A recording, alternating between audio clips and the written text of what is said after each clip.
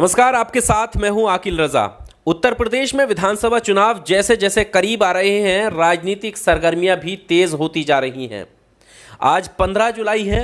प्रधानमंत्री नरेंद्र मोदी वाराणसी का दौरा कर रहे हैं और वहां से उत्तर प्रदेश के आगामी विधानसभा चुनावों को लेकर बिगुल फूंकने वाले हैं। तो वहीं दूसरी तरफ असदुद्दीन ओवैसी भी पश्चिमी उत्तर प्रदेश के कई शहरों का दौरा करेंगे, जिसमें संभल और मुरादाबाद भी शामिल हैं। लेकिन बड़ी खबर यह है कि असदुद्दीन ओवैसी के इस दौरे से पहले ही एआईएमआईएम को एक बड़ा झटका लगा है और उस झटके को किस तरह से देखने की ज़रूरत है, इस पर हम बात करेंगे। असदुद्दीन ओवैसी की ये पहली मीटिंग होगी अपने कार्यकर्ताओं से, वो संभल और मुरादाबाद में मिलेंगे, बात करेंगे, आगामी विधानसभा चुनावों को साधने की कोशिश करेंगे। लेकिन उससे पहले ही वाराणसी में उन्हें झटका लगा है और वाराणसी में उनके नेता समेत 2 दर्जन से ज़्यादा जो उनके कार्यकर्ता थे वो भी कांग्रेस में शामिल हुए हैं।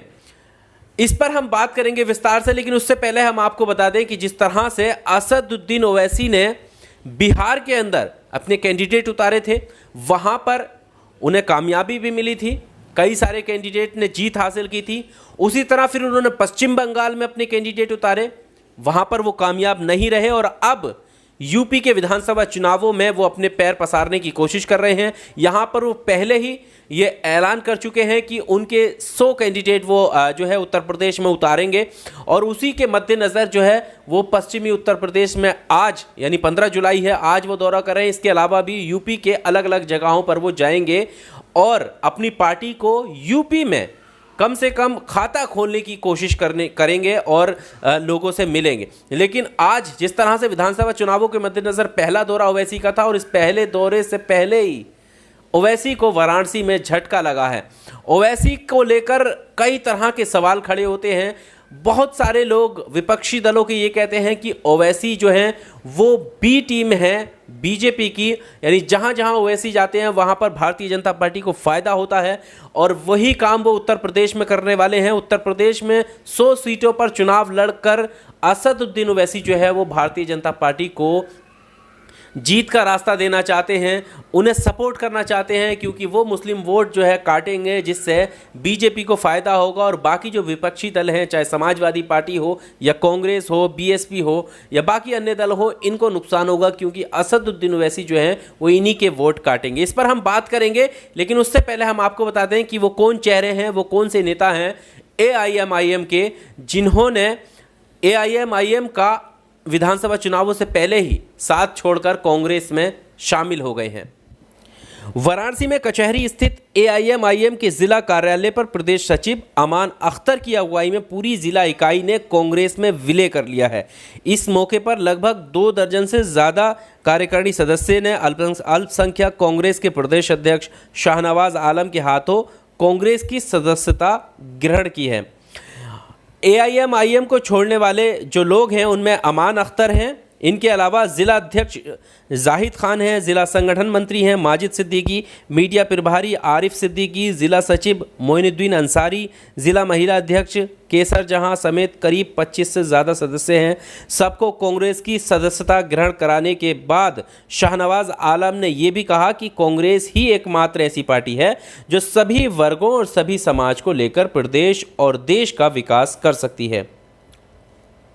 इसके अलावा उन्होंने कहा कि पिछले 2 सालों से जिस तरह से कांग्रेस के कार्यकर्ताओं ने प्रियंका गांधी की अगुवाई में उत्तर प्रदेश की सड़कों पर संघर्ष किया है, उसका परिणाम है कि उत्तर प्रदेश का नौजवान और हर वर्ग का कांग्रेस की तरफ देख रहा है। उन्होंने दावा किया कि प्रियंका की अगुवाई में कांग्रेस की सरकार यूपी में बनने जा रही है, यानी कांग्रेस में वो शामिल हुए हैं और कांग्रेस के अल्पसंख्यक के प्रदेश अध्यक्ष जो हैं शाहनवाज आलम, उनकी अगुवाई में सदस्यता कांग्रेस की ग्रहण की है एआईएमआईएम के इन नेताओं ने।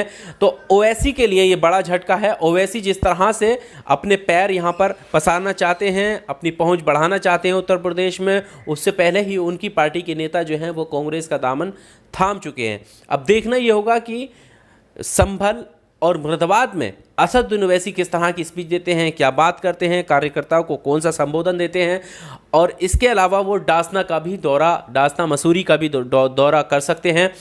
लेकिन अब हम बात करेंगे कि ओवैसी को लेकर जो सवाल उठते हैं कि ओवैसी जो है वो बीजेपी की बी टीम है, यानी बीजेपी के इशारों पर वो अपने कैंडिडेट उतारते हैं, या बीजेपी के लिए वो काम करते हैं, या उनके कैंडिडेट जो हैं वो बीजेपी को फ़ायदा पहुंचाते हैं। इस पर हम बात कर लेते हैं, क्योंकि बिहार के अंदर हम बात कर रहे हैं तो जब बिहार में बीजेपी की सरकार बन रही थी उस वक्त ये आम जनमानस में लगातार खबरें आ रही थी, इस तरह की जो सोशल मीडिया पोस्ट थी वो सामने आ रही थी कि अगर असदुद्दीन ओवैसी जो हैं, और इसका आरोप जो है बाकी विपक्षी दल भी लगाते हैं कि अगर असदुद्दीन ओवैसी अपने कैंडिडेट बिहार के अंदर ना उतारते तो वहाँ पर तेजस्वी यादव की सरकार बनती, यानी राजद की सरकार बनती, लेकिन ऐसा नहीं हुआ।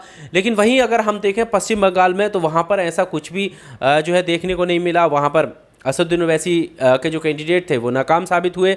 लेकिन उत्तर प्रदेश में अब ये अनुमान लगाए जा रहे हैं कि उत्तर प्रदेश में जो है जहाँ जहाँ पर ओवैसी के कैंडिडेट उतरेंगे, और ये जाहिर सी बात है कि असदुद्दीन ओवैसी के कैंडिडेट जहाँ पर उतरेंगे वहाँ पर मुस्लिम मेजोरिटी होगी, मुस्लिम बहुल्य इलाके में ज़्यादातर जो है AIMIM के कैंडिडेट उतरेंगे। उससे बीजेपी को फ़ायदा इसलिए होगा क्योंकि वोट बैंक, जो मुस्लिम वोट बैंक है वो बढ़ जाएगा। समाजवादी पार्टी, कांग्रेस, BSP या बाकी जो अन्य दल हैं उनमें बढ़ जाएगा, और बीजेपी का जो वोट बैंक है वो वैसे ही एज इट इज़ रहेगा।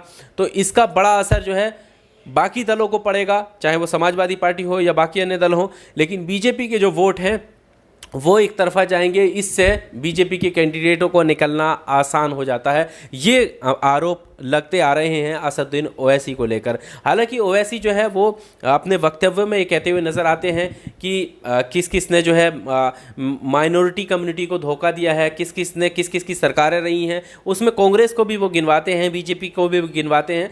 कई इस तरह के भाषण आपको मिल जाएंगे।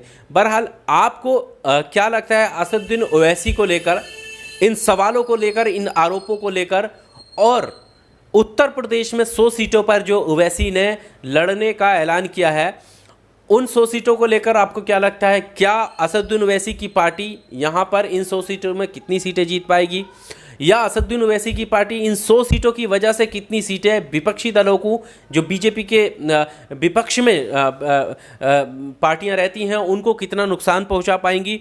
क्या फिर ओवैसी सिर्फ इसलिए उत्तर प्रदेश में आ रहे हैं कि वो जो है बीजेपी को फ़ायदा पहुंचा पाएं? आपके मन में जो सवाल है, आप क्या कहना चाहते हैं और असदुद्दीन ओवैसी की पार्टी और उनके नेताओं को लेकर, आप भी कमेंट बॉक्स का सहारा लेकर ज़रूर हमें बताइए, ताकि हम उस पर भी लोगों को बता सकें कि अधिकतर लोगों की क्या राय है।